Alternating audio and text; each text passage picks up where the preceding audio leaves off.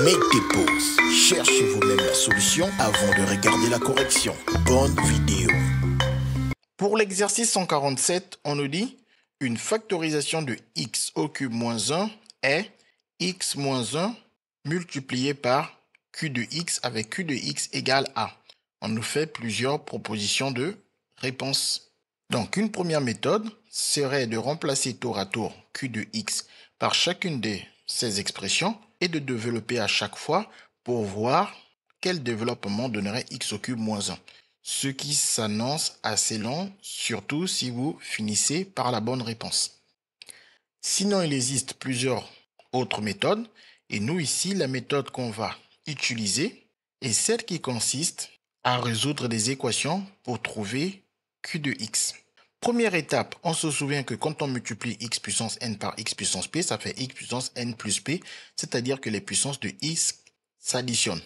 Donc ici, on voit que la plus grande puissance de x est en x puissance 1, et comme à la fin, le développement de cette quantité nous donne la plus grande puissance de x étant x puissance 3, on imagine que la plus grande puissance de x pour q de x est donc x puissance 2 qui se multiplie avec x puissance 1 et 1 plus 1 donne 3. Donc, comme q de x est un polynôme et que sa plus grande puissance est x puissance 2, il est donc de la forme ax carré plus bx plus c où le a ne peut pas être égal à 0 et b et c sont des réels. Et donc, nous on cherche q de x tel que x au cube moins 1 soit égal à x moins 1 fois q de x. On remplace ensuite q de x par l'expression que nous avons déjà trouvée. Et ici, à l'aide de cette égalité, on va essayer de trouver les valeurs de a, de b et de c.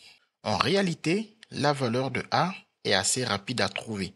On a dit que le x au cube venait du produit de la plus grande puissance de x dans la première parenthèse par la plus grande puissance de x dans la deuxième parenthèse. Donc des termes x et ax carré qui nous donnent donc ax au cube. Ensuite, on n'a plus qu'à comprendre que ax au cube, quand x au cube est écrit tout seul comme ça, cela veut dire que nous avons un seul x au cube. Donc, si on développe ça, on obtient ax au cube, et que de l'autre côté de l'égalité, nous avons un x au cube, on comprend par là que la valeur de a, c'est 1.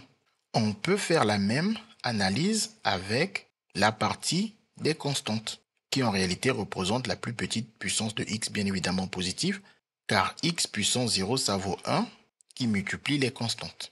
Donc ici, pour obtenir cette constante n'est le produit que des constantes de chaque parenthèse. Dans la première parenthèse, la constante c'est moins 1. Et dans la deuxième parenthèse, la constante c'est c.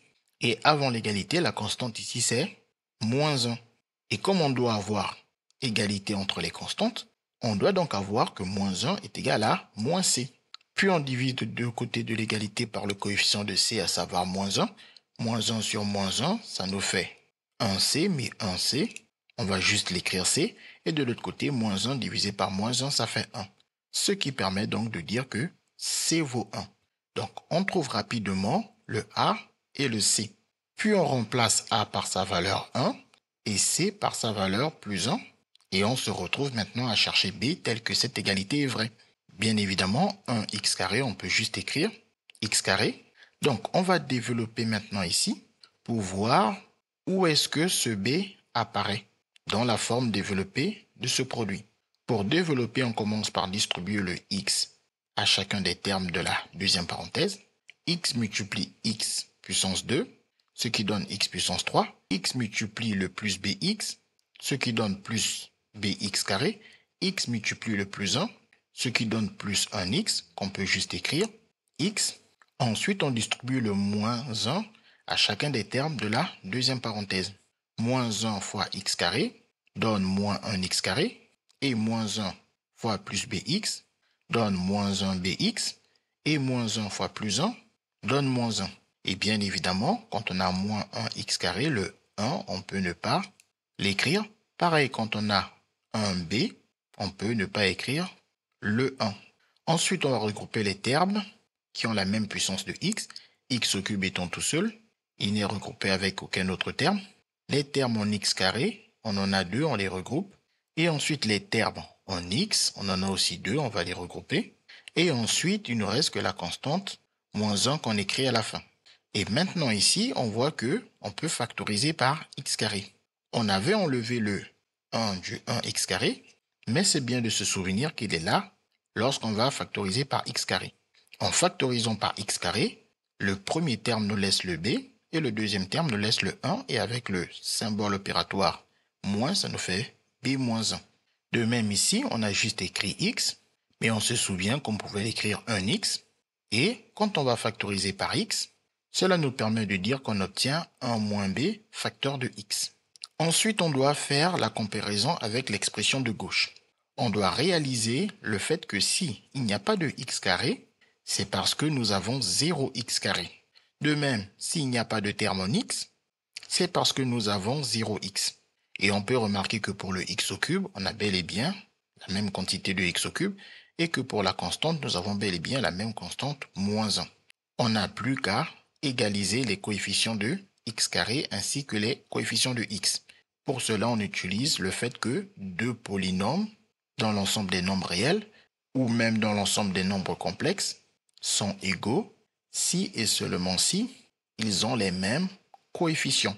Et donc, par conséquent, le coefficient de x carré est le même du côté gauche et du côté droit de l'égalité, tout comme le coefficient du terme en x est le même du côté gauche et du côté droit de l'égalité.